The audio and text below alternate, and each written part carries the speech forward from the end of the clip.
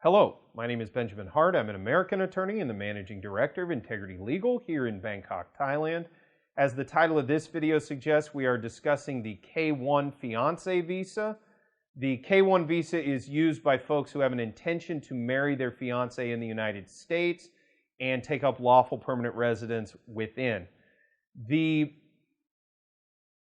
I've had a lot of questions and inquiries recently from folks with respect to the COVID-19 situation here globally.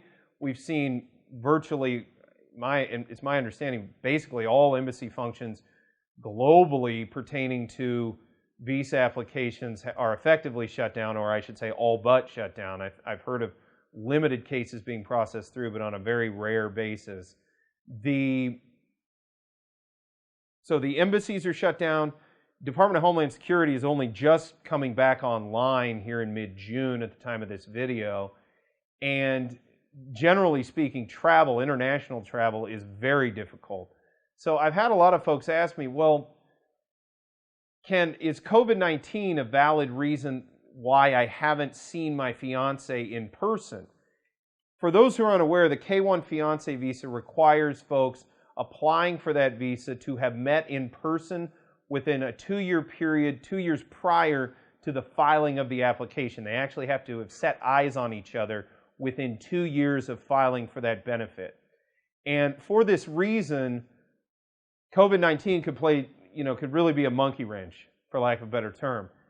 So I've had a lot of inquiries. We're here in Bangkok. I've had emails and correspondence from people that have said, look, I was planning on coming into Thailand. I haven't seen her in a while. In this case, most of the cases involved a female here in Thailand. And I was planning on coming back. I don't know when I'm going to be able to get back. Where does that leave us as far as a K-1? Is there a waiver of the meeting requirement?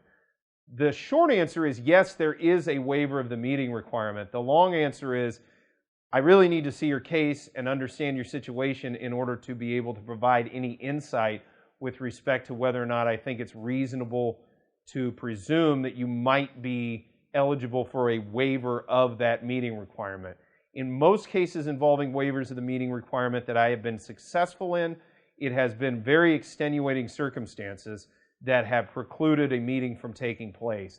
Or there have been religious reasons for why the couple has not met in person within 2 years of the filing.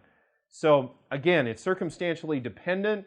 I will say I can see sets of circumstances where COVID has sort of intervened and caused a problem which might be considered a reasonable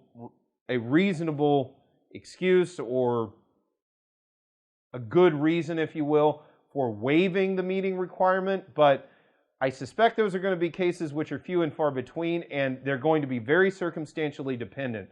So for that reason, it's probably not a terrible idea to contact a legal professional in order to understand one's situation better, in order to get a better grasp on whether or not one can even seek or be approved for a fiance visa under the K-1 category to the United States.